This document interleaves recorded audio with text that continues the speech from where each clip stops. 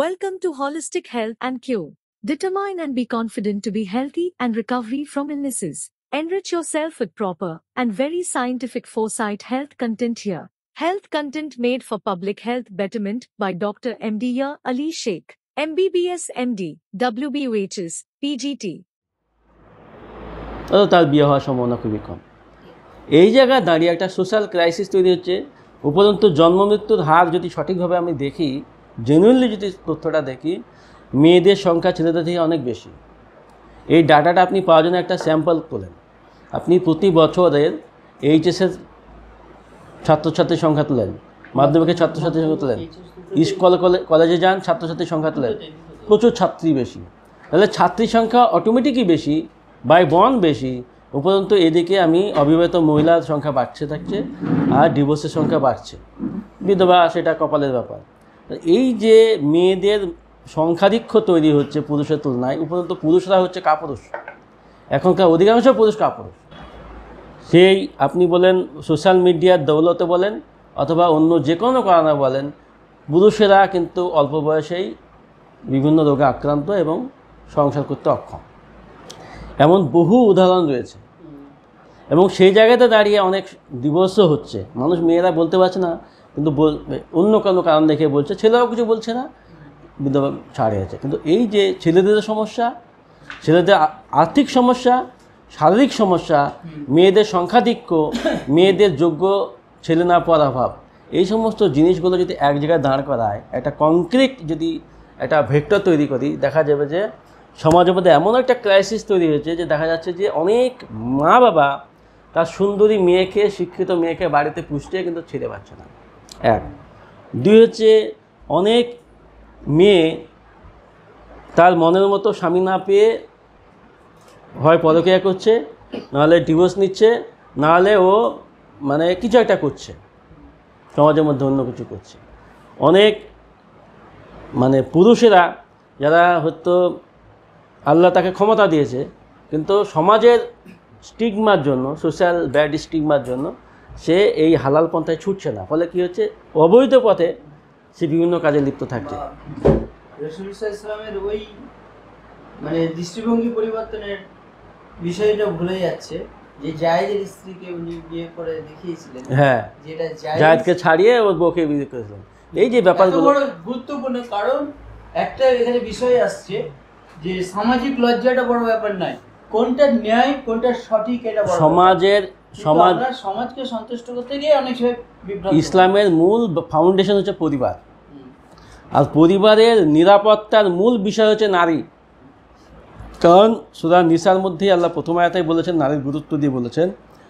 তো মেয়েদেরকে আল্লাহ প্রথম প্রচণ্ড গুরুত্ব দিলেন। সেই মেয়েদেরকে আল্লাহ বলছেন নিরাপত্তা রাখতে, বাড়িতে পরিবারের মধ্যে রাখতে। তাদের দিয়ে পৃথিবীতে মানুষ জাতি ছড়িয়ে আছে, অর্থাৎ তাদের গুরুত্ব অপরিসীম। তাদের নিরাপত্তাও দিতে হবে। তাদের যে আল্লাহ বলছেন যে ইন্না আল্লাহু কানা আলাইকুম রাকিবা, আমি মেয়েদের জলের নাড়িতে রাকিবা করতে পারি। সেই জলের নাড়ি কীভাবে ব্যবহার করছে, কীভাবে কাজে লাগাচ্ছে, তাই সে সম্পর্কে জিজ্ঞাসা করব। এই সমস্ত জিনিসগুলো বুঝতে হবে। তো সেই দিক দিয়ে মেয়েদের গুরুত্ব প্রচুর, কিন্তু মেয়েরা মেয়েদের সম্মান রাখতে পারছে না। টাকার কাছে, লোভের কাছে, অহংকারের কাছে নিজের মান সম্মান বিলি দিয়ে আজকে সমাজের মধ্যে ক্রাইসিস তৈরি হয়েছে এমন জায়গায় যে ছেলেরা তার যোগ্য মেয়ে খুঁজতে গিয়ে বিপদে পড়ছে, মেয়েরা যোগ্য ছেলে না পাওয়া হবে বাড়িতে বসে বসে পুষছে। এমন একটা জায়গায় দাঁড়িয়ে যদি কোনো সমাধান হয়, আইনি সমাধান, ভাতা হোক, বিধবা ভাতা হোক, অবিবাহিত মহিলা ভাতা হোক, যে কোনো ভাতা হোক, ভাতা দিয়ে কি সেই সমাধান হবে? না, সম্ভবই নয়। সমাধান কি হবে? চাই এখানে অনেকগুলো কোশ্চেনের মধ্যে এসেছে, যেটা মেয়েদের আর্জেন্ট নেসেসিটি, মেয়েদের আর্জেন্ট চাহিদা। ক্ষুধা নিয়ে আলোচনা হয়েছে, দুই ধরনের ক্ষুধা নিয়েই কথা হয়েছে। সেখানে যদি দেখা যায় তাদের দুই ধরনেরই ক্ষুধা এখানে আসছে, তাহলে এখানে ভাতা দিয়ে কি করে সম্ভব? একটা সম্মানজনক মানে সম্মানও থাকবে, অথচ সে পাপ কাজ করবে না, অথচ তার অল্প পয়সা দিয়ে তার চাহিদা পূর্ণ কী করা হবে? তার যদি হাজব্যান্ড না থাকে, সে অটোমেটিক সে পাপ কাজে জড়িয়ে যাবে, কারণ তার তো একটা জৈবিক ক্ষুধা আছে, সেটাকে তাকে এনি হাউ তৃষ্ণা মেটানোর সে চেষ্টা করবে। সেই জায়গাটা থেকে আমরা যদি তাকে পবিত্র জায়গায় যদি না পৌঁছে দিতে পারি, পবিত্র বন্ধনে যদি না আবদ্ধ করতে পারি, তাহলে তো সে অবশ্যই ভুল রাস্তায় পা বাড়াবে। এবং সবথেকে বড় কথা হচ্ছে এই জন্য মুসলিম সমাজ বিশেষত, কারণ তারা সমস্ত ব্যাপারে সমাধান করার একটা কথা বলে। অন্যান্য সমাজ যেটা আছে তারা ধর্মীয় দৃষ্টিভঙ্গি থেকে দেখে, কিন্তু ইসলাম সামাজিক দৃষ্টিভঙ্গি থেকে দেখতে চায় যে না, আমরা সামাজিক সমাধান করি। আমরা শুধু সেজদাতে বিশ্বাসী না, আমরা শুধু রুকুতে বিশ্বাসী না, আমরা মানুষের নেসেসিটিটা বুঝি এবং আমরা সামাজিক প্রয়োজনীয়তা, তার কি সমস্যা, এগুলো সার্বিকভাবে আমরা সমাধান করি। এটা মুসলিম শাসক থেকে শুরু করে যারা মুসলিমের প্রত্যেক সম্প্রদায় নেতৃত্ব এটা দাবি করে, কিন্তু দাবি করলেও যেটা প্রয়োজন, আর্জেন্ট নেসেসিটি যেটা হওয়া উচিত, সেই বিষয়টার উপর কিন্তু ইমপ্লিমেন্ট হয় না, এটাই বাস্তব। এবার আমরা একটা স্যাটিসফ্যাকশনে ভুগি, কীরকম যে আমরা হয়তো কোনো একটা বিষয় নিয়ে আলোচনা করছি, সেই আলোচনা প্রসঙ্গটা মানুষের মধ্যে জনপ্রিয় হয়েছে, মানুষ সেটা খুব ভালো লেগেছে, কতজন প্রশংসা করেছে, তার উপরে আলোচনা চলছে, আমরা ভাবলাম আমাদের কাজ হয়ে গেছে, কিন্তু বাস্তবে সেটা হয় না। বাস্তবে যদি তাই হতো তাহলে আজকে সমাজের সমস্যা থাকতো না, কিন্তু সমস্যা বেড়েই যাচ্ছে।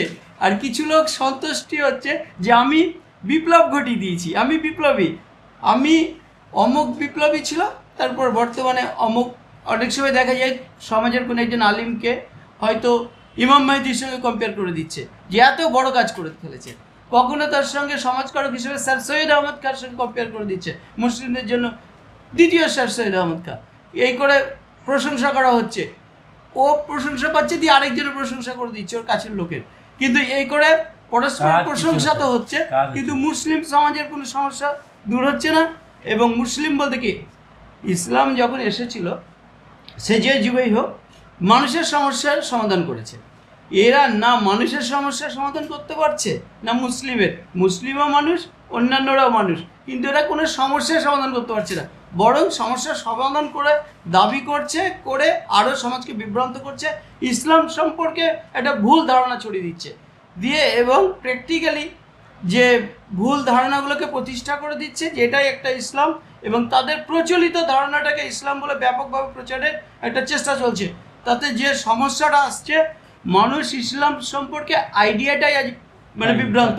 কিরকম হচ্ছে, একজন মানুষ নামাজ পড়ছে, রুকু করছে, সেজদা করছে, রোজা করছে, জেনা করছে, একই সঙ্গে করছে, মানে তাকে তার নামাজ জেনা থেকে আটকাতে পারেনি, সুদ থেকে আটকাতে পারেনি। এবার কেন পারেনি? সে মনে করেছে, তার কাছে ধারণা হয়েছে যে আল্লাহ নাকি, ধারণাগুলো বিভিন্ন জায়গা থেকে প্রভাবিত হয়ে হয়েছে, আল্লাহ নাকি ইমানের পর সর্বপ্রথম কোশ্চেন করবে নামাজের, এবং নামাজের যদি ঠিকঠাক উত্তর দিয়ে দিতে পারে বাকিগুলো নিয়ে সমস্যা হবে না। এই তথ্য কোথায় আছে? এই তথ্য সমাজের মধ্যে ছড়িয়ে আছে, কিন্তু হাদিস কোরআনের সঙ্গে তো মিসম্যাচ করছে। হাদিস কোরআনের বিরোধী আকীদাটা প্রচলনটাই তো হয়েছে, সেই কথাটাই তো আমি বলছি। এই আইডিয়া মানুষের বাস্তব জীবনের যে সমস্যাগুলো রয়েছে তার একদম প্র্যাকটিক্যাল সমাধান কিন্তু কোরআনে আছে। এবং কোরআনে বহু আয়াত আছে যেগুলো আমরা কোনোদিন কোনো মাদ্রাসায় বলেন, কোনো মৌলবী মুফতিদের কাছে আমরা শুনিনি, কিন্তু কোরআনের মধ্যে সেই সমাধান আছে। সূরা নূরের মধ্যে আমরা যে সমাধান, এই যে আমি আর একটা কোশ্চেন করি আপনাকে, সেটা হচ্ছে যে এই যে সমস্যাটা হলো, জন্মগতভাবে মেয়েদের সংখ্যা বেশি, আবার এদিকে বিভিন্নভাবে মেয়েদের সংখ্যা বাড়ছে, তাহলে একটা ইমব্যালেন্স তৈরি হচ্ছে, সংখ্যার অনুপাতের দিক দিয়ে একটা ইমব্যালেন্স তৈরি হচ্ছে। এই জায়গাতে দাঁড়িয়ে এরকম যদি সমস্যা তৈরি হয়, ক্রাইসিস তৈরি হয়, তাহলে সমাজের মধ্যে কি কি সামাজিক মানে সমস্যা হতে পারে, তৈরি হতে পারে? যদি আমরা পাপমুক্ত সমাজ চাই, পাপমুক্ত সমাজ না চাইলে অন্য কথা, পাপমুক্ত সমাজ থাকলে আমরা পাপমুক্ত সবাই থাকতে চাই বা পাপমুক্ত সমাজ চাই, এটা তো চাই না। আমরা বলি চাই, আপনি চাইতে পারি বা অন্য XYZ চাইতে পারে, কিন্তু সামাজিকভাবে যদি সবাই চাইতে তাহলে সমস্যার সমাধান হয়ে যেত, কিন্তু আমরা চাই না। আমাদের কেন, মানে আমার ব্যক্তিগতভাবে যদি বলতে হয়, আমাকে যদি আমার মা নামাজ পড়তে পাঠিয়েছে সমাজের দৃষ্টি আকর্ষণ থেকে, এটা আমি বুঝেছি একদম ছোটোবেলাতে। কেননা আমাকে মা শুধু নামাজ পড়তে বলেছিল, আর কোনো কথা মানতে বলেনি। এবং আমি পরবর্তীতে দেখেছি আমার মা নিজেই নামাজ পড়েনি। এবার বিষয়টা হচ্ছে কিন্তু আমার মা চেয়েছিল আমার ছেলে যেন মসজিদ যায়। তাহলে আমার মা চেয়েছিল সমাজের অধিকাংশ লোকের দৃষ্টি আকর্ষণ করতে, এবং তারা যেন তার ছেলেকে ভালো বলে, ধার্মিক বলে, নামাজি বলে। এটা আমাদের পার্সোনাল একটা আকাঙ্ক্ষা, কিন্তু সত্যিই আল্লাহর হুকুম পালন করব এই ভাবনাটা খুব অল্প মানুষের আছে। আমি অন্যের মাকে নিয়ে তো কথা বলবো না, অন্য ব্যক্তিকে নিয়ে কথা বলবো না, আমি নিজেকে নিয়েই কথা বলি, আমার পরিবার নিয়ে বলেছি। কিন্তু এটা সমাজের চিত্র, এটাই আমি বলতে চাইছি। বললেন যে মানুষ চায় না, কিন্তু আমি যেটা বলতে প্রশ্ন বা বুঝতে পারে না, প্রশ্ন যেটা বলতে যাচ্ছি সেটা হচ্ছে যে এই যে সমাজের মধ্যে মেয়ে বা ছেলেদের যে একটা সমস্যা, এই সংখ্যার গণ্ডগোলটা হলো, মিসম্যাচ হলো, তাতে সমস্যা কী কী তৈরি হতে পারে? মানে কী কী সমস্যা সমাজের মধ্যে তৈরি হতে পারে যাতে মানুষের পারিবারিক জীবন, মানুষের রাষ্ট্রীয় জীবন বিপর্যস্ত হতে পারে? আমি আর একবার কোশ্চেনটা শুনবো, আর কোশ্চেন শোনার আগে একটা কথা বলে দেবো। কিছু কিছু কোশ্চেন এমনই থাকে না, কোশ্চেনের মধ্যেই অ্যান্সার থাকে। তো আমি প্রশ্নটা একবার শুনতে চাই। এই যে আমরা বললাম যে সমাজের মধ্যে বিভিন্নভাবে মেয়েদের বিয়ের বয়স পার হয়ে যাচ্ছে, তবু বিয়ে হচ্ছে, বা অনেক জন্মগতভাবে মেয়েদের সংখ্যা বেশি। এসব দিক বিবেচনা করলে আলটিমেটাম হিসাবে মেয়েদের সংখ্যা ছেলেদের থেকে বেশি হচ্ছে। এই রকম একটা সিচুয়েশন তৈরি হলে পরিবারে, সমাজে কি কি ক্রাইসিস বা কি কি সমস্যা তৈরি হতে? সমস্যা যেটা আমরা দেখতে পাই যে একটা অবৈধ রিলেশনে জড়িয়ে যাওয়ার ব্যাপারটা খুব মারাত্মকভাবে আসছে, এবং অবৈধ রিলেশনটাকে আমরা কোনোভাবে অ্যালাউ করতে পারি না। মানে এটা অ্যালাউ করলে আলাদা করে আর কিছু না অ্যালাউ করার বোধহয় বিষয় নেই। মানে যদি আমরা অবৈধ মেলামেশাটাকে অ্যালাউ করে দিই, তাহলে অন্যান্য সাবজেক্ট সবকে অ্যালাউ করা যেতে পারে বলে আমার মনে হয়। মানে এটা সমাজের মধ্যে সবচেয়ে মানে কি বলে, মানুষের যে বৈশিষ্ট্য। এর আগের দিন আমরা একটা আলোচনা করি যে ব্যভিচার কতটা পাপ। যদি দেখা যায় ব্যভিচার কিন্তু শুধু ব্যভিচারই নয়, একজনের সঙ্গে প্রতারণা করা। যদি কোনো স্বামী ব্যভিচার করে, সে শুধু ব্যভিচার করেনি, সে তার স্ত্রীর সঙ্গে প্রতারণাও করেছে, এটাও বুঝতে হবে। মানে দুটো পাপ একসঙ্গে হচ্ছে। আবার আরও একটা ঘটনা ঘটতে পারে, ব্যভিচার যদি হয় বা হোক, তাদের সমস্যা কি? ওটা পরে উত্তর করছি। আমি যে প্রসঙ্গটা আসছি সেটাতে আসি। এর ফলে আরও একটা বিষয় যেটা আসতে পারে, ব্যভিচার বিভিন্নভাবে হতে পারে। বিবাহিত ছেলেমেয়েরা ব্যভিচার যদি করে, তো ওরা যদি হয়তো দেখা গেল একটা মানে তার ফলে একটা সন্তানও জন্মাতে পারে। আমি যে বিষয়টা বলছি, সে কিন্তু ভুল পরিচয় বড় হতে পারে, এবং এটাও কিন্তু কাম্য নয়। বংশ পরিচয় না থাকলে তার সে মানুষের বংশ একটা পরিচয় ও পেয়ে গেছে, সে নিজেই জানে না তার আসল পরিচয়। আমি যেটা বলতে চাইছি, মানে এটাও হতে পারে। আর একটা আগে যে কোশ্চেনটা করলেন, ব্যভিচার হলে কি সমস্যা? ব্যভিচার মানে আচারের উল্টো, মানে অন্যায়। ব্যভিচার, অন্যায় শব্দটা তো ব্যভিচারের মধ্যেই লেগে আছে। তো অন্যায় হোক, অন্যায় আপত্তি কোথায়? এই কথা তো আমরা বলতে পারি না। অন্যায়কে কখন আমরা অ্যালাউ করতে পারি? তাহলে তো সব অন্যায় অ্যালাউ হয়ে যাবে। লিগালি, সরকারিভাবে আপনার কনস্টিটিউশন তৈরি করা হচ্ছে যে পরকীয়া করা যাবে। তারপরে এই যে আচ্ছা, আমি তার আগে উত্তর দিই আরো কোশ্চেন আসার আগে। পরকীয়াকে উৎসাহিত করা হয়নি, পরকীয়া যদি অ্যালাউ করা হয়েছে, যেটা বলা হয়েছে, ভারত স্বাধীন হওয়ার ঠিক কতদিন পরেই প্রসঙ্গটা এসছে পরকীয়া অ্যালাউ বলে যেটা ধরা হচ্ছে। অ্যাকচুয়ালি এখানে আমরা কিন্তু কোর্টের মোটিভটা আমাকে ভালো করে স্টাডি করতে হবে। খুব বড় সাবজেক্ট এটা। এখানে মানে আমরা কোনো একটা আলোচনা করতে গেলে না, আমরা খুব নিরপেক্ষ হতে হবে। মানে আমরা অনেক সময় হয় কি, আমরা যে বিশ্বাসে বিশ্বাসী, তার বিরোধী কোনো অর্গানাইজেশন যদি কোনো একটা মত দেয়, তার যদি ভুল ত্রুটি দেখতে পাই, আমরা সঙ্গে সঙ্গে সেটাকে টার্গেট করে ফেলি। তার ইচ্ছে, ইন্টেনশনটাকে আমরা বুঝতে চাই না। সাপোজ আমি ইসলাম কমিউনিস্ট ভুল বলেছে, সঙ্গে সঙ্গে ওটাকে তুলনা করবো, কিন্তু তার ইন্টেনশনটা কি আমাকে গভীরে ঢোকার দরকার আছে, আগে এটা বুঝতে হবে আমাকে। কোর্টের যদি দীর্ঘ আলোচনাটা দেখা যায়, সেখানে আমরা কি পেয়েছিলাম আপনার প্রাথমিক আলোচনাটাই ওখানে কোট করেছে যে মেয়েরা অত্যাচারিত, অবহেলিত, একটা পুরুষ বেশ কয়েকটা বিয়ে করছে, শেষ যাকে বিয়ে করেছে তাকে নিয়ে থাকছে। একটু একটু আগে আমরা দেখলাম চঞ্চল দাস শেষ যাকে বিয়ে করেছে তাকে নিয়ে থাকছে, আগেরটাকে থাকছে না, ঠিক আছে, ও দেখলো। কিন্তু এই মেয়েটা, এর আগে কথা আসছিল জৈবিক চাহিদা আছে, তৃষ্ণার্ত, ও তখন তৃষ্ণা কোথায় মেটাবে? চঞ্চল দাকে তো খুঁজে পাওয়া যাবে না, সে কোনো একটা দাদাকে খুঁজবে। তাই কোর্ট রায় দিয়েছে এইটা বৈধ। তুমি তোমার স্ত্রীর স্যাটিসফিকেশনের কথা না ভেবে অন্য একটা নারীর কাছে গিয়েই সময় কাটাচ্ছ, তাকে নিয়েই থাকছো, আগেরটাকে ভুলে গেছো, তাই পরকীয়াকে আমি বৈধ করলাম। এইটাই ছিল রুলিংস। এটা বুঝতে হবে ইন্টেনশনটা কি ছিল। পরকীয়াকে ওইভাবে উৎসাহিত করেনি কোর্ট, বরং পুরুষদেরকে একটা থাপ্পড় মেরেছে যে সঠিক রাস্তাটা খুঁজো।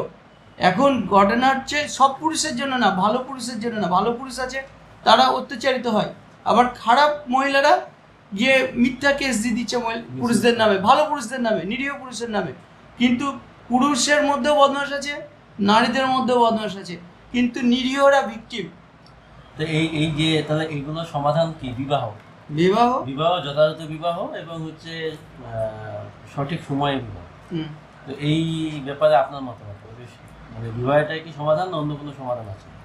দেখুন, বিবাহর যে বিষয়টা আসছে না, আমি খুব গুরুত্ব দিয়ে এগুলো মানে নিজে ভেবে বলছি এবং কিছু স্টাডি করে বলছি। বিবাহ বিষয়ে কিন্তু বিবাহটা রাসূল সাল্লাল্লাহু আলাইহি ওয়াসাল্লাম আমাদের আদর্শ, তার প্রত্যেকটা যে ভাবনা প্রতিষ্ঠা করতে চেয়েছেন সেটার মধ্যে সর্বোচ্চ এক কথায় সঠিক, যুক্তিসঙ্গত, ওর থেকে আর্গুমেন্টে কোনোটাই আসবে না, তার কাছে আসতে পারে না, সমপর্যায়ের নয়। তো উনি মুসলিম বাবাদেরকে, গার্জেনদেরকে বলেছেন যে তোমরা তোমাদের ছেলে মেয়েদের উপযুক্ত বয়সে বিয়ে দিয়ে দিও, তাদের দুর্নাম হওয়ার আগে।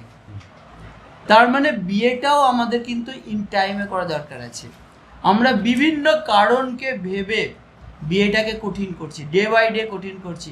দিয়ে আজকে তো সেই বয়সে একজনের বিয়ে হচ্ছে, মানে এটা মানে অনুমান করে বলা হচ্ছে এবং স্ট্যাটিক্স পরিসংখ্যান থেকে বলা হচ্ছে, তারা বিয়ে করছে ঠিকই, কিন্তু এই কথা দিয়ে অ্যাসুরেন্স দিয়ে বলা যাচ্ছে না তার আগে তারা মেলামেশা করেনি। কারণ আজকে এত ডিলে হচ্ছে বিয়ে হতে। বিয়ের তো কি ব্যভিচার, বিয়ের আগেই যে বেশ ভালো মতো করে ফেলেছে, এবং যে বিয়ে করতে দেরি করার প্রবণতা, ব্যভিচার করার যথেষ্ট সুযোগ আছে আজকে আমাদের সমাজে, এই জন্যই দেরি হচ্ছে, যার জন্য বিয়ে অনেক সময় হচ্ছে না। পরে আর্জেন্ট নেসেসারি, একজনকে দরকারের বেশি সে বিয়ে হচ্ছে, আজকে সে আর হচ্ছে না, এবার একজনকে দরকার, তাই শেষ অনেক সময় বিয়ে হচ্ছে, বিশেষ করে যারা অর্থনৈতিকভাবে নির্ভরশীল তাদের ক্ষেত্রে আমি বলছি।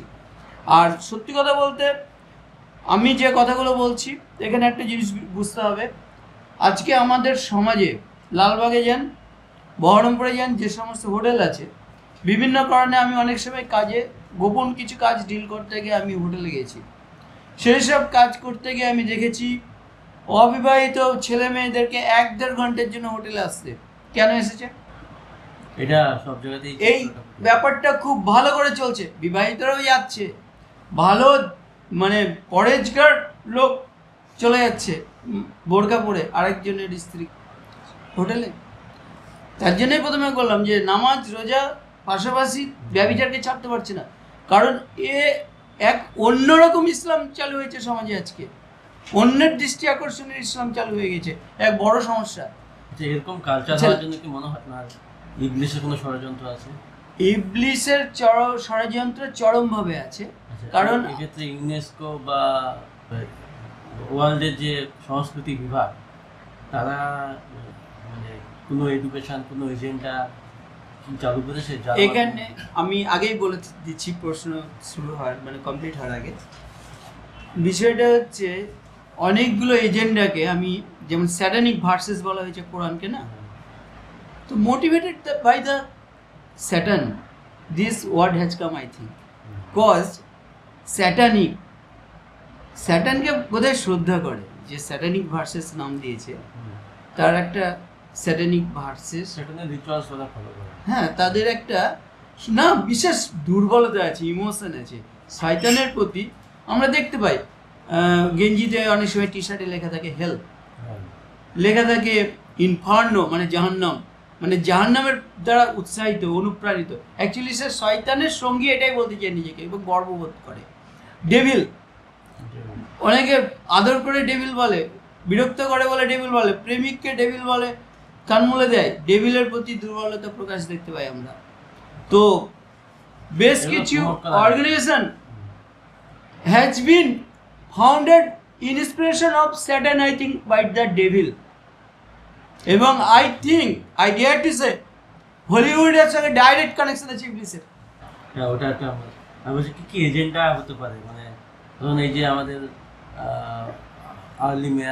আর্লি ম্যারেজগুলোকে প্রোটেক্ট করছে, তারপরে হচ্ছে আপনার ম্যারেজ ল অ্যাক্টের এক বিবাহে আবদ্ধ করার চেষ্টা করা হচ্ছে, বা মেয়েদেরকে উচ্চশিক্ষিত করা হচ্ছে ঠিকই, কিন্তু মেয়েদেরকে উৎসাহিত করা হচ্ছে বিবাহেতে, যে না বিবাহিত জীবনে করা যায় না। এই যে নানাবিধ জিনিসগুলো আমাদের মধ্যে চালু আছে, এই সমস্ত চিন্তাভাবনাগুলো বা মোটিভগুলো, আমাদের অ্যাটিটিউডগুলো তৈরি করার ক্ষেত্রে আমার কি মনে হয় যে আপনার যে কোনো এজেন্ডা কাজ করছে, ষড়যন্ত্র আছে। আজকে একটা আমার পোস্ট আছে ফেসবুকে, পোস্টটা আমি কি লিখেছি, কি সম্পর্কে লিখেছি, মনে হচ্ছে কি লিখেছি খেয়াল নেই, আমি একটু দেখে বলে দিচ্ছি। সম্ভবত এরকম আছে, concept of stampede on civil rights, মানে একজন প্রস্টিটিউটের সিভিল রাইটস সম্পর্কে থাকতে, ডোন্ট সে ওয়ার্ড, এর উপর কথা বলো না। কারণটা হচ্ছে, আমি যেটা বলতে চেয়েছি, মানে অনেকে অনেক সময় ঠিক পোস্টের মিনিং বোঝে না, যার জন্য আমি বলে দিচ্ছি। আমি যদি কেউ পোস্টটা, আমি বলতে চেয়েছি ব্যক্তির স্বাধীনতা, সিভিল রাইটসের আগে যে কথাগুলো আসলো, যে পরকীয়াকে অ্যালাউ করা হচ্ছে, কোর্ট অনুপ্রাণিত করছে, হ্যাঁ পার্সিয়ালি তো করছে, যাই হোক, তার জন্য অন্যরকম একটা আইন পাস করা যেতে পারত। একজনের উপর রাগ করে একটা ভুলভাল রুলিং পাস করা আমি সমর্থন করি না, 1 নম্বর। 2 নম্বর কথা হচ্ছে, আমার এই কথার মধ্যে কন্ট্রাডিক্ট আছে, আমার যে পোস্ট আছে প্রথমের কথার সঙ্গে কন্ট্রাডিক্ট করছে, কারণ আমি আলাদা আলাদা সিচুয়েশনে আলাদা আলাদা উত্তর দেবো, এটাই কথা। তো এখানে যেটা বলতে চেয়েছি, একজন খারাপ মেয়ে বা একটা খারাপ পুরুষ, সে সবসময় ব্যক্তি স্বাধীনতার নামে ব্যভিচার করতে চায়, অন্যায় করতে চায়, তার মিসইউজ করতে চায়। কোর্ট বা কিছু একটা তার প্রোটেকশনের জন্য বলছে, সে কিন্তু মিসইউজ করছে। তার জন্য আমি বলতে চেয়েছি যে একজন যে চরিত্র হারিয়েছে, তার ব্যক্তি স্বাধীনতার সম্পর্কে আলোচনা আলাদা রকম। সে সবসময় নোংরামিটাকে কি করে কোর্টে অ্যালাউ করছে আইনসম্মত, ওইটাকেই তুলে ধরতে চাইবে, ভালো দিকটা না, এটাই আমি বলতে চেয়েছি। আর আরেকটা যেটা হচ্ছে স্যাটানিক ভার্সেস নিয়ে আমি দুটো কথা বলে দিই। কোরআন শরীফকে বলেছে স্যাটানিক ভার্সেস, সালমানুসি, তো স্যাটান খারাপ অস্বীকার করেছে, কিন্তু তার জন্য শয়তানের পদাবলী বলতে চেয়েছে। কিন্তু আমরা বিভিন্ন সময় তাদেরকে দেখছি স্যাটানের প্রশংসা করতে। কিরকম প্রশংসা? আমরা যদি প্যারাডাইস লস্টে চলে যাই, সেখানে জন মিল্টনের চ্যালেঞ্জ, কে চ্যালেঞ্জ করছে? ডেভিল চ্যালেঞ্জ করছে। যে শুরু হচ্ছে কিভাবে, আমরা যদি যে ভাষায় আলোচনা করছি সেই ভাষাতেই বলি, যে স্বর্গে রাজত্ব করার থেকে, স্বর্গে দাসত্ব করার থেকে নরকে রাজত্ব করা ভালো, সিংহের বা বাঘের লেজ হওয়ার থেকে কুকুরের মাথা হওয়া ভালো। মানে শয়তান যে চ্যালেঞ্জ করছে আল্লাহ পাককে, সেইটাকেই অনুপ্রাণিত করে একটা এপিক তৈরি হচ্ছে, এবং সেটা খুব নাকি ভালো এপিক। আর তার যেটা আল্লাহর পক্ষে যা কিছু আছে সেগুলো খারাপ এপিক। তো রিভোল্ট অফ ইসলাম বা বিভিন্ন সময় যে এগুলো এসেছে, লিটারেচারগুলো এসেছে, মানে সবসময় ইসলাম বিরোধী যে কনসেপ্টগুলোকে প্রতিষ্ঠা করার জন্য কাজ করেছে, এটা কিন্তু বাস্তব। এবার এর প্রতিকারের উপায় সম্পর্কে আমি ছোট্ট করে বলে দিই, যদিও এটা আমাকে জিজ্ঞেস করা হয়নি। এর প্রতিকার কিন্তু আছে, যারা মসজিদে ইমামতি করে তাদেরকে যদি টার্গেট করা হয়, তারা যদি সঠিক ইসলামটাকে নিয়ে আলোচনা করে এবং যদি সমাজকে সন্তুষ্ট করার উদ্দেশ্য না করে যেটা সঠিক ইসলাম সেটাকে অনুধাবন করে বুঝে যদি বলে, তাহলে সঠিক আইডিয়াটা অন্তত ছড়ায়। কিন্তু এটা হয় না, যার কারণে এটা হচ্ছে না। ইমামদের উচিত আরো ভালো করে স্টাডি করে এবং সেইটাকে তুলে ধরা। অধিকাংশ ইমাম তো ধরুন গত 20-25 বছর ধরে যেভাবে পড়াশোনা করেছে, যে সমস্ত স্কুলে পড়াশোনা করেছে বা মাদ্রাসায় পড়াশোনা করেছে বা যে সমস্ত পরিবার থেকে উঠে বা যে ক্যাটাগরির ছাত্ররা মন্দিরানে পড়াশোনা করেছে, তাদের সম্পর্কে আমাদের যথেষ্ট কোশ্চেন মার্ক রয়েছে। তো তারা কীভাবে কোরআনটাকে বিশদভাবে গবেষণা করবে বা তার জিনিসটা বিভিন্ন ভাবে মানুষের সামনে উপস্থাপন করবে, সেটা কীভাবে আশা করা যায়? সেটা আশা করা কি যায়? আশা করা না করার খুবই বড় পণ্ডিত তারা ধরুন কোনো একটা মানে দলের হয়ে, দলের মতাদর্শে বিশ্বাসী হয়ে সেই দলকে পুষ্ট রাখার জন্য, পুষ্টিতে ভরপুর রাখার জন্য ওই আইডিওলজিগুলো নিয়ে, ওই জাতীয় কনসেপ্টের আয়াতগুলো নিয়ে কাজ করছে। পুরো কোরআনের বিভিন্ন বিষয় দিয়ে বিভিন্ন বাস্তব সমস্যা নিয়ে আলোচনা করা হয়েছে, সেগুলো নিয়ে কিন্তু খুব একটা কথা বলছে না। বা যদি বলা হয়, প্রশ্ন করা হয়, তো এই সব প্রশ্নগুলোকে তুললেই বলা হচ্ছে যে এই অমুক, সে সমক, বা এই ভালো খারাপ হয়ে গেছে। এনিহাও তাদের একটা দল মানে গড়ে তোলা একটা দল হয়তো কি বলে মনে করছে যে এই কোরআনের আয়াতটা শুনলে বিভ্রান্ত হয়ে যায়। কোরআনের আয়াতকে যদি মানুষ মনে করে যে অসম্পূর্ণ, কোরআনের আয়াতকে অসম্পূর্ণ বা কোরআন অসম্পূর্ণ, কোরআন অসম্পূর্ণ বা কোরআন অসম্পূর্ণ যদি না অসম্পূর্ণ তো ভালো না, অসম্পূর্ণ না হলে না কোরআন অসম্পূর্ণ যদি না হয় তাহলে হাদিস কোন প্রয়োজন? এ তো খুব মানে একটা বিতর্কিত কোশ্চেন আমার সামনে এসে গেছে, তবে আমি উত্তর করব না। উত্তর দেন না। না, আমি উত্তর করব। কোশ্চেন এসছে কেন তাহলে বলে? কোশ্চেন যখন এসছে তাহলে আমি বলে দিই। দেখুন, একটা জিনিস খুব ক্লিয়ার ভাবে ফার্স্ট বলে দিই, কোরআন আর হাদিসের মধ্যে গ্রহণযোগ্যতা, এই প্রসঙ্গটাকে আমি আনবো। আর তার আগে আমি আরেকটা, যারা আহলে হাদিস তাদের উদ্দেশ্যে আমি এই কথাটা মেনলি বলছি, এবং সালাফিদের, যে সালাফি এবং আহলে হাদিস মোহাম্মদ বিন আব্দুল্লাহ ওয়াহাবি যাদের ফলোয়ার্স, তারা কি প্রত্যেকটা হাদিস নিয়ে তাহকিক করে একমত হয়েছে? আপনি তো সালাফি আহলে হাদিস ওয়াহাবির মধ্যে না, আপনাকে উত্তর জিজ্ঞেস করিনি, তাও আপনি খুব দয়ালু উত্তর দিয়েছেন, ভালো লাগলো। জুবাইর আলী জাইজি যে মতামত দিয়েছেন, ডক্টর আসাদুল্লাহ গালিব, নাসিরউদ্দিন আলবানী, তারা কি সবার একমত? একজন বলছে, এক আহলে হাদিস বলছে ইমাম মাহদি আলাইহিস সালাম বলে আসবে, এরকম কোনো ভবিষ্যৎবাণীই নেই। ইমাম হুসেন আলাইহিস সালামের বংশে আসবে, কথা তো ভুলে কথা। ইমাম মাহদি আসারই কোনো হাদিস নেই। এক আহলে হাদিসের দাবি, সে নিজেকে আহলে হাদিস বলে, অন্য একজন আহলে হাদিস বলে আহলে হাদিসই না, এরকম বলছে। তো আচ্ছা ঠিক আছে, হলো। আমি কি আহলে হাদিস বিরোধী? না, আমি আহলে হাদিস বিরোধী না। আমি নিজেকে আহলে হাদিস মনে করি? হ্যাঁ, আমি আহলে হাদিস, কোরআন সবই মনে করি। না মনে করেন আমি তো হাদিসের উপর মানি। কিন্তু আমি যেটা বলতে চাই, হাদিস কোনটা সহি এই নিয়ে পণ্ডিতরা একমত হতে পারেননি। এবং আরও একটা বিষয় আমি খুব গুরুত্ব দিয়ে বলতে চাই, মুজতাহিদরা যদি ভুল করে তাহলে একটা নেকি পায়, আর মুজতাহিদরা যে সঠিক ফতোয়া দেয় তাহলে দুটো নেকি পায়। তাহলে আমরা কেন ঝগড়া করি? আমরা সমাজের উপর কেন নিজেদের আত্মপ্রতিষ্ঠা করার জন্য কেন গ্রুপিং করবো? আমার এটাই প্রথম কোশ্চেন, এইটাই উত্তর। আর দ্বিতীয় কথা হচ্ছে, কোরআনকে কেউ যদি কোনো আয়াত নিয়ে সন্দেহ প্রকাশ করে, তারপরে কি কোনো আহলে হাদিস তাকে মুসলিম বলবে? কেউ আহলে হাদিসরাও কোরআনকে বেশি গুরুত্ব দেয়, আমার এই কথাতে প্রমাণিত। কেননা হাদিসকে যাচাই করা হচ্ছে সহিহ না জয়ীফ বলে, মওযু না সেটা জাল বলে। কিন্তু কোরআনের আয়াতকে কি কেউ যাচাই করতে যাচ্ছে? তাহলে দুটো কি সমতুল্য? কখনো দুটোর সঙ্গে দুটোর কখনো কম্পেয়ারিং আসে? যে মনে করে সে কার দ্বারা অনুপ্রাণিত প্রভাবিত, দেখুন সেটাকে দেখতে হবে। তো আজ থেকে অনেক আলোচনা প্রসঙ্গে একটা ছোট্ট কথা বলিনি। এক ইহুদি, এটা কোনো হাদিস নয়, ইতিহাস, এখানে বা কেউ তর্ক করছে না, সে রাসূল সাল্লাল্লাহু আলাইহি ওয়াসাল্লামের দুজন মিলে লাশ মুবারক চুরি করার প্ল্যানিং করেছিল, আমরা ইতিহাসে পাচ্ছি। তো এইটা তো ইতিহাস তারিকুল ইসলামে পাওয়া যায়। তো এইখানে দেখা যাচ্ছে ইমাম সেজে, ধার্মিক সেজে মুসলিমদের মধ্যে লড়িয়ে দেওয়ার যে টেন্ডেন্সি, এটা খুব বড় সমস্যা।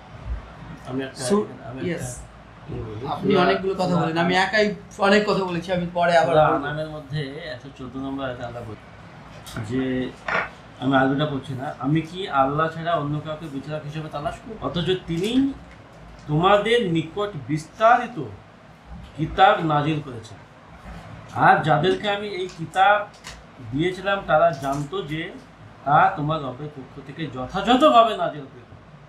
সুতরাং তুমি কখনো সন্দেহকারীদের অন্তর্ভুক্ত হইও না। এই কথাটা শোনার পরে কেউ যদি মনে করে যে কোরআন দিন হিসাবে অপূর্ণ, তাহলে সে কি মুসলমান থাকতে পারে? কোরআনই তো বলে দিচ্ছে সেটা করা যাবে না। এবার কোরআনের আমরা যে ওহীর সূত্র ধরে, ওহীর সিলসিলা ধরে হাদিসকে কোরআনের সমকক্ষ বানাচ্ছি, বা হাদিসকে আমি দিনের বিধান হিসাবে মানতে বাধ্য করাচ্ছি বা মানতে বাধ্য হচ্ছি, এই যে কনসেপ্টটা, এই যে জিনিসটা, এটা কি সহি বা যথাযথ? না। আমি একটা এক্সাম্পল দিচ্ছি, ধরুন যে হাদিস দিয়ে যে বিধানগুলো চালু হয়েছে, যে ধরুন নামাজ কিয়ামতের মাঠে আল্লাহ প্রথম বিষয়, নামাজ ঠিক তো সব ঠিক, এই যে একটা প্রচলিত ধারণা, কনক্লুশন দিলাম, এটা হাদিসের ভিত্তিতে, এইটা কি, এই বিধানটা কি হাদিসের ভিত্তিতে করা হলো, এটা কি যথাযথ মনে হচ্ছে, বা এটা কি, এইটা ইমপ্রপার, এইটা ইনঅ্যাকুরেট, এটা যথাযথ নয়। এইটা বেসিক ইসলামিক কনসেপ্টটাকে ভেঙে দিয়েছে। কেন বলবো আমি একজন নবী না, আমি সমস্ত যে নবী সম্পর্কে জানি, তাদের যাদের আয়াত আমরা পাচ্ছি কোরআনে, তাদেরকে আমরা যেটা মৌলিক বিষয়টা দেখেছি, জুলুমের বিরুদ্ধে লড়াই করতে, সাম্য মানবতাকে প্রতিষ্ঠা করতে দেখেছি। আর এই কনসেপ্ট ভেঙে দিচ্ছে। তুমি নামাজ পড়ে যত রকম অপরাধ করতে পারো, পারমিটেড, পার্সিয়ালি পারমিটেড। যদি তুমি নামাজ প্রতিষ্ঠা করে ফেলেছো বা নামাজটাকে পড়ে ফেলেছো, তাহলে তোমার জান্নাতের অ্যাসুরেন্স আসছে, তুমি অন্য পাপ করতে পারো। এই যে ইনডাইরেক্ট উৎসাহিত করে, এই প্রচলনকে প্রতিষ্ঠা করে, এটা সম্পূর্ণ ইসলামের বিরোধিতা করে, এটা কুফরি। এই কোরআনেই আল্লাহ বিয়ে সম্পর্কে কিছু আয়াত অনেক বলেছেন, অনেক আয়াত আছে, অনেকে খুঁজে পায় না। নূরের মধ্যে আছে, নিসার মধ্যে আছে, তালাকের মধ্যে আছে, অনেক আয়াত আছে। অনেকে তালাকের বিধান খুঁজে পায় না। কোরআন মধ্যে তালাকের বিধান স্পষ্ট আছে, বিধান খুঁজে পায় না। এই যে তালাক নামে আলোচনা হলো, কেউ কনক্লুশনই দিতে পারলো না। কোরআনের বাকারার মধ্যে আছে, তালাকের মধ্যে আছে, নূরের মধ্যে আছে, সব জায়গাতে আছে। তো প্রত্যেকটা সমস্যার সমাধান কিন্তু আছে। এখানে নূরের মধ্যে 32 থেকে 34 নম্বর আয়াতে আল্লাহ এই যে বিয়ে, বিধবাদের বিয়ে বা যাদের বয়স হয়ে গেছে তাদের বিয়ে বা ডিভোর্সিদের বিয়ে, এই ব্যাপারে আল্লাহ কতগুলো হুকুম দিয়েছে। সেই হুকুমগুলো এরকম বাংলাতে, যে তোমাদের মধ্যে যারা অবিবাহিত, অবিবাহিত মানে ধরুন বিধবা হয়েছে, তালাক হয়ে গেছে, বিপত্নী হয়েছে, অথবা নিজেদের মধ্যে যারা সৎকর্মশীল, তাদের বিয়ে করো। অনেকে বিয়ে দিয়ে দাও এর কথাটা বলে, কিন্তু এখানে কথাটা এসছে আপনার আরবি শব্দটা কোথায়,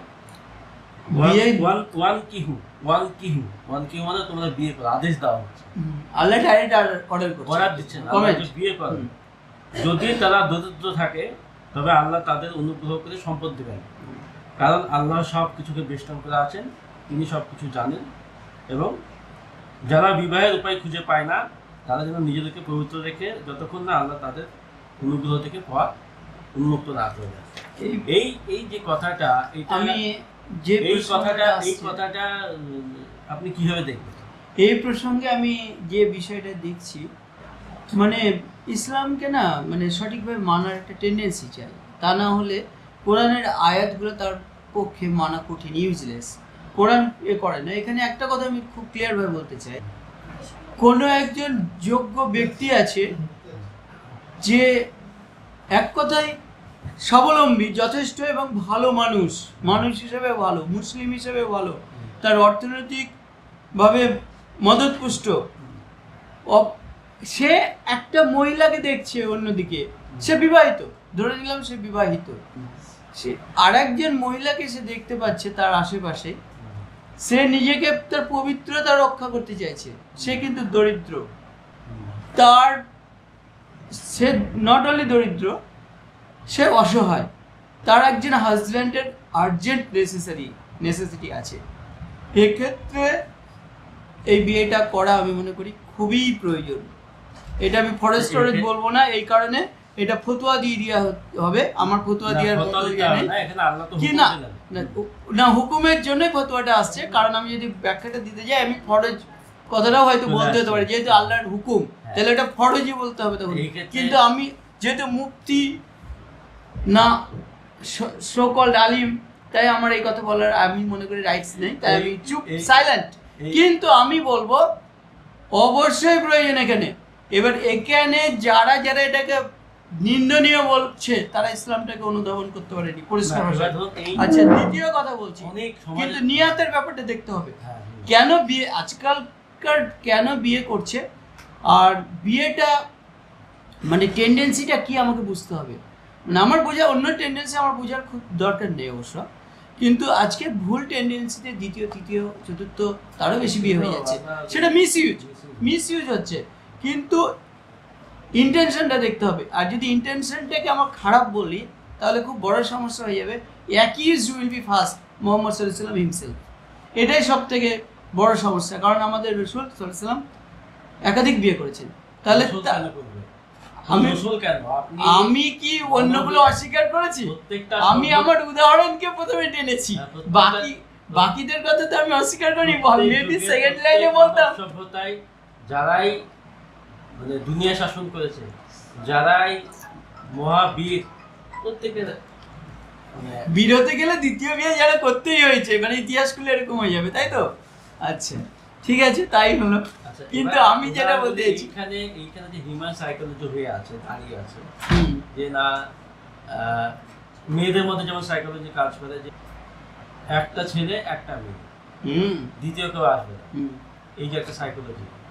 দ্বিতীয় হচ্ছে যে ছেলেরা ধরুন অনেক ছেলে তো ধরুন বিভিন্নভাবে অবৈধ মন্ত্র, বেশিরভাগ বলতে অনেক কেন বলছে, অধিকাংশ দায়িত্বভাগ বা দায়ভার খুব অল্প ছেলে বাদ দিয়ে অবৈধ সম্পর্কে জড়িত নয়, দায়িত্ববোধ থেকে পালিয়ে গিয়ে তারা কিছু টাকা খরচা করে নিজেদের অবৈধ পথে লিপ্ত করছে। এই যে জিনিসগুলো হচ্ছে, এই সমস্ত অ্যাটিটিউড, দৃষ্টিভঙ্গিগুলো পরিবর্তন করা কি আদৌ সম্ভব? এই আয়াতের সাথে আরেকবার শুনবো।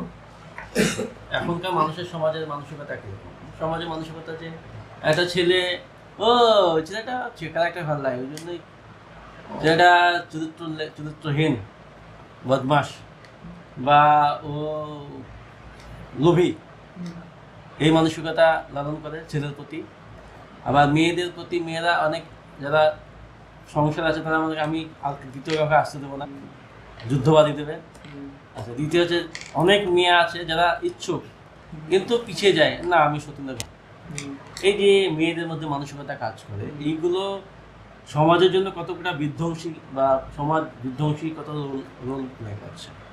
আমি এই প্রশ্নটা খুব ইন্টারেস্টিং কোশ্চেন, এর উত্তর দিতে আমার ভালো লাগবে। প্রথম কথা বলি, এটা আমি অ্যাভয়েড করার প্রশ্নই আসে না, ওই জন্য আমি ভালো করে আরেকবার শুনলাম। তো দেখুন, প্রথম কথা হচ্ছে, একটা যে মুসলিম হওয়ার জন্য তার প্রাইমারি কন্ডিশন আমি মনে করি সে শুধু আল্লাহ রসুলুল্লাহর নির্দেশটাকে প্রচেষ্টা করবে, আর সমাজের কারো আইডিয়ার দ্বারা প্রভাবিত হওয়ার কথা নয়, এটাই আমি প্রথম বলি।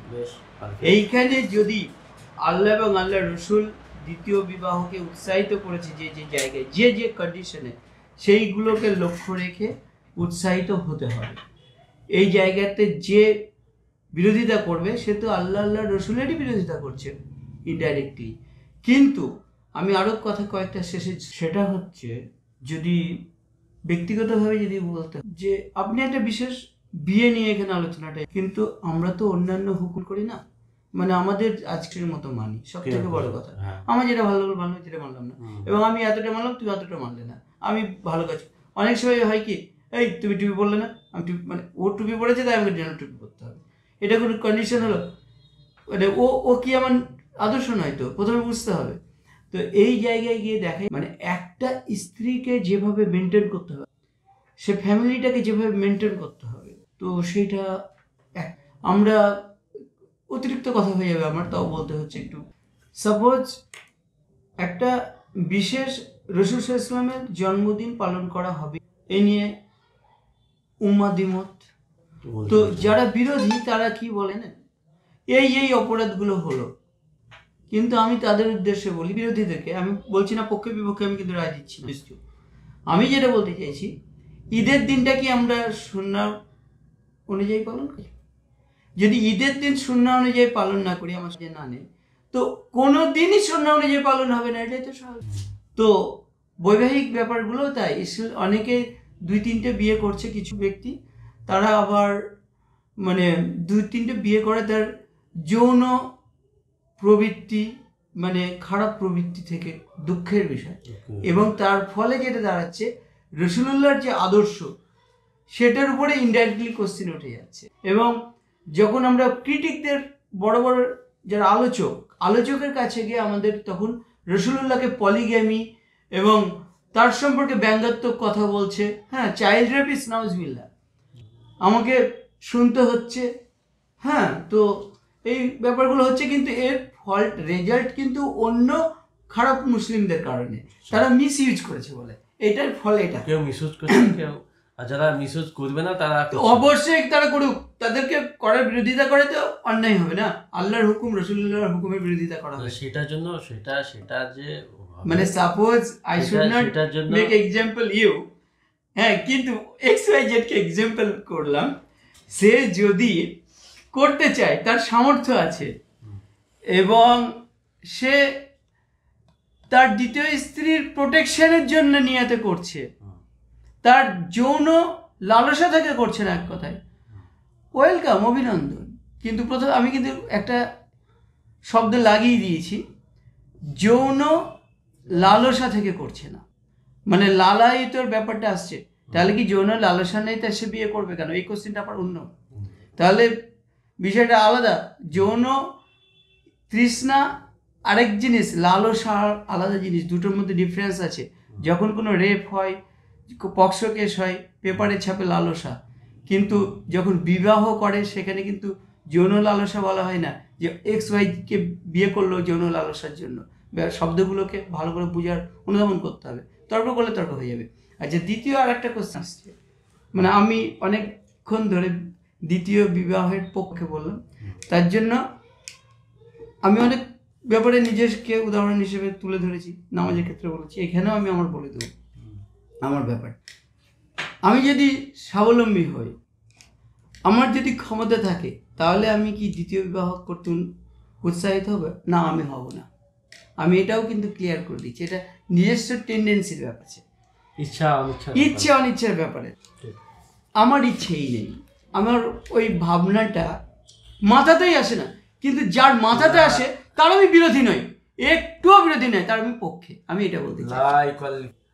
আল্লাহ আপনার, তো যদি কেউ মনে করে যে আমি ভাগ নিতে ইচ্ছা আছে, অভিনন্দন জানাচ্ছি, শুভেচ্ছা জানাচ্ছি, করবে না, বিষয় কথা। এখন বলতে আমরা এই বিষয়ে আলোচনা করলাম, এই যে সমাজে একটা ক্রাইসিস তৈরি হয়েছে, এই জায়গাতে সমাধান কিন্তু এইটা।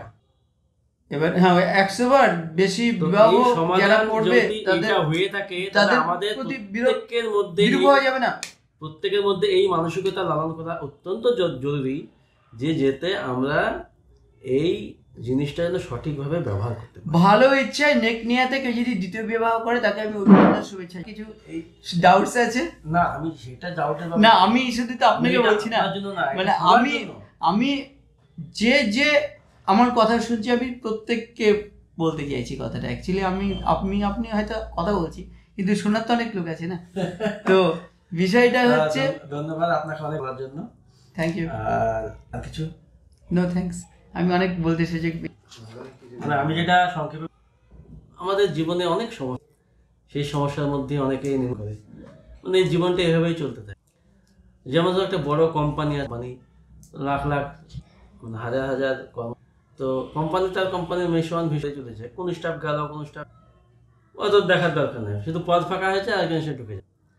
তো এই পুরো বিশ্ব ব্রহ্মাণ্ড, মানে এই যে মিল্কি গ্যালাক্সি, প্রচুর গ্যালাক্সি, লাখ কোটি, প্রায় 190 বিলিয়ন গ্যালাক্সি, তারপরে আবার এই প্রথম আসমান, দ্বিতীয় আসমান, তৃতীয় আসমান, এই আসমান, এই আরাফ, আরশি, জান্নাত, এই মানে বহু জগতের মালিক আল্লাহ তাআলা তো সব কিছু দেখেছেন, জানেন, করেছেন, এবং উনি জানেন কি নিয়মে সুষ্ঠু সমাজ, দেশ, পরিবার।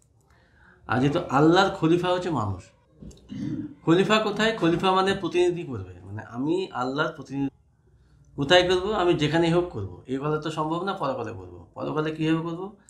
সাপোজ ধরুন, মনে করুন আমি ভাবলাম ধরুন 170 বিলিয়ন বা 190, ধরুন 7 আসমান জুড়ে প্রায় দেখা গেল যে 800 বিলিয়ন গ্যালাক্সি, মানে পৃথিবী যা লোক আছে সব ধরে যাবে। তাহলে গ্যালাক্সি, এক একটা লোক এক একটা গ্যালাক্সিতে থাকবে। তো ও এত বড় গ্যালাক্সি নিয়ে কী করবে? একটা বিশাল বড় বাড়ি যদি 5তলা বাড়ি হয়, একটা লোক থাকে, তো সে কী করবে? বিরক্তি লাগবে। তাহলে সেখানে একটা বিশাল কর্মকাণ্ডের যোগ আছে, তাহলে সেখানে প্রতিনিধিত্ব করা। আল্লাহ যেমন গোটা বিশ্বকে চালাচ্ছেন যেভাবে, সেভাবে মানুষ যেন সেই যোগ্যতায় উঠে আল্লাহ খলিফা হিসেবে কাজ করতে পারে, তার জন্য মানুষকে তৈরি করা হচ্ছে, পৃথিবীতে তৈরি করা হচ্ছে। সে আত্মিক ডেভেলপমেন্টের মাধ্যমে ফিজিক্যাল বডিতে কিছু, মেন্টালিটি, তারপরে আত্মা পরিশুদ্ধ। এই জায়গাতে মানুষকে কীভাবে সমাজ, দেশ, সংসার চালাতে হবে, কীভাবে ঠিকঠাক যথাযথ এবং বৈজ্ঞানিক কারণ বিশ্লেষণ, তো তুমি যেটা অনেক, তো সেই জায়গা থেকে আমরা সমাজের যে প্রেক্ষাপটে যে সমস্যাগুলো দেখতে পাচ্ছি, তার সমাধান হিসেবে আমরা মনে করি যে সমস্ত পুরুষেরা আর্থিক এবং শারীরিক ক্ষম এবং আল্লাহ যাদেরকে নিয়ামত দিয়েছেন, উচিত সমাজের মধ্যে যারা অসহায় বা নিরুপায় বা যাদের আর যাওয়ার কোনো কথা। দ্বিতীয় হচ্ছে যে সমস্ত মহিলারা সতীন বা একার আপত্তি করে, তাদের মানসিকতা চেঞ্জ করা দরকার, যাতে এই কাজটা সহজ হয়। কারণ এই কাজ যদি না হয়, তাহলে অনেকগুলো লোকের, অনেক মানুষের, এই জিনিসটা আমি বলতে চাইছি, যাতে সবাই এই জিনিস অনুধাবন করেন এবং জ্ঞান শিক্ষা অর্জন করে আপনি পড়ুন, আরও জানুন, বুঝুন, অ্যানালিসিস করুন, সমাজকে অ্যানালিসিস করুন, যাতে সবাই যেন এই দৃষ্টিভঙ্গি পালন করে, যাতে আগামীতে এই কাজগুলো সহজ হয় এবং সবাই যারা সব। অবশ্যই এই বলে আমার বক্তব্য শেষ করলাম।